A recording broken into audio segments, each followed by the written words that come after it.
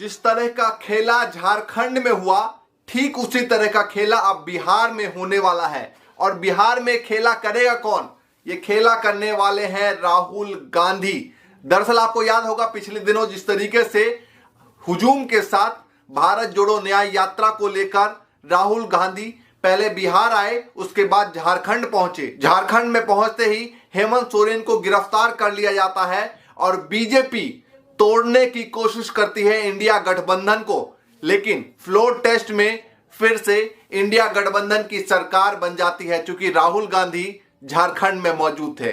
अब झारखंड के बाद ये यात्रा बिहार में पहुंचने वाली है और कहा जा रहा है कि 12 तारीख को जो फ्लोर टेस्ट है उसमें बड़ा खेला हो सकता है। और इसीलिए तमाम कांग्रेस के विधायकों को जिस तरीके से तेलंगाना शिफ्ट किया गया, वो चीख चीख कर इशारा करता है कि वाकई में बिहार में फिर से खेला होने वाला है। दरअसल जिस तरीके से राहुल गांधी हजारों की संख्या की भीड़ को लेकर आगे बढ़ रहे हैं, तमाम लोगों से मिल रहे हैं, तमाम उन लोगों से मिल रहे हैं जिनकी आवाज को आज तक न मीडिया ने सुना, न किसी नेता ने सुना, उन तमाम लोगों के बैरियर को तोड़ रहे हैं और अपने पास बुला रहे हैं, उनके पास जा रहे हैं और तमाम लोगों से मिल रहे हैं, चाहे वो कोयला साइकिल पर ले जाता व्यक्ति हो, चाहे अग्निवीर हो, चाहे तमाम तबके के वो लोग हों। लेकिन बीजेपी इस यात्रा से अब घबराने लगी है और इन्हीं बातों से अब घबराने लगी है। इसीलिए तमाम उस तरह के मुद्दे बनाए जा रहे हैं जिसका कोई बेस नहीं है। बिस्कुट और कुत्ते के मुद्दे पर सिमट चुकी है बीजेपी। दरअसल आप कहेंगे कि ये मुद्दा है क्या? इन दिनों आप सोशल मीडिया पर लगातार देख रहे होंगे कि किस तरीके से राहुल गांधी को ट्रोल किया जा रहा है और कहा जा रहा है कि कुत्ते को बिस्कुट खिलाया और कुत्ते ने जब नहीं खाया तो ये अपने कार्यकर्ताओं को राहुल गांधी ने बिस्कुट दे दिया। लेकिन इसकी सच्चाई कुछ और है।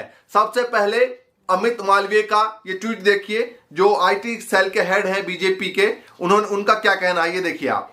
अभी कुछ दिन पहले कांग्रेस अध्यक्ष खड़गे जी ने पार्टी के बूथ एजेंडों की तुलना कुत्ते से की और यहां राहुल गांधी अपनी यात्रा में एक कुत्ते को बिस्कुट खिलाते हैं और जब कुत्ते ने खाया नहीं तो वो बिस्कुट अपने कार्यकर्ताओं को दे दिया। दरअसल दोस्तों ये फर्जी खबर है। असली खबर क्या है ये आप देखिए। सबसे पहले जो वो कुत्ते का मालिक था उसका बयान सुनिए आप। ये राहुल सर के साथ में फोटो खिंचाया है। हाँ। देखिए उसको बिस्कुट दिया गया है। तो सुन लिया आपने बयान। अब राहुल गांधी का बयान सुनिए, इसके पीछे आखिर खेल क्या था।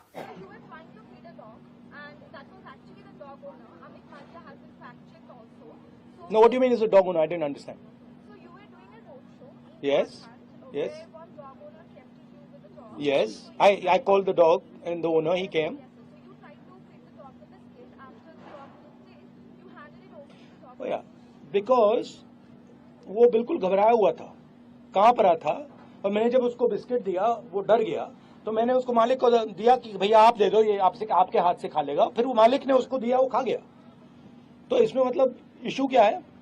So what the BJP have said is that the person you handed over, the Malik, the dog owner, was actually a Congress no, कार्यकर्ता. वेयर इज ये कांग्रेस कार्यकर्ता? वो कुत्ते को लाया मेरे पास, कुत्ता घबराया हुआ था, मैंने उसको खाने को दिया, वो कांप रहा था ऐसे, फिर मैंने कहा भैया आप खिला दो, उसने खिला दिया। हाँ जी। आपने झारखंड की यात्रा की 4 दिनों मतलब ये कुत्तों से ऑब्सेशन क्या है? जी 4 दिनों तक नहीं सचमुच ये बीजेपी के लोगों को कुत्तों से ऑब्सेशन क्या है? कुत्तों ने क्या बिगाड़ा है? तो दोनों का आपने बयान सुन लिया।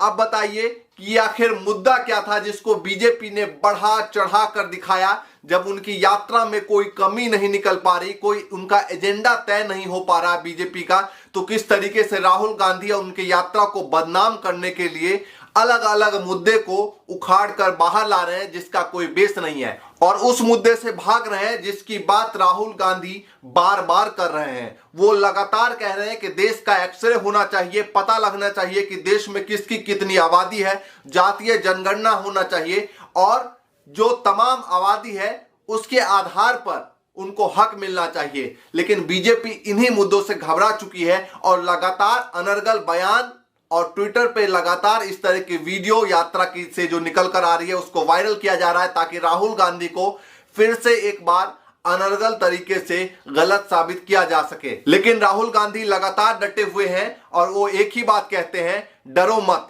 लगातार आपने पहले भी सुना होगा जब भारत जोड़ो यात्रा चल रही थी और अब जब भारत जोड़ो न्याय यात्रा चल रही है, वो अपने संबोधन में अपने कार्यकर्ताओं से लगातार यही कहते हैं कि डरो मत।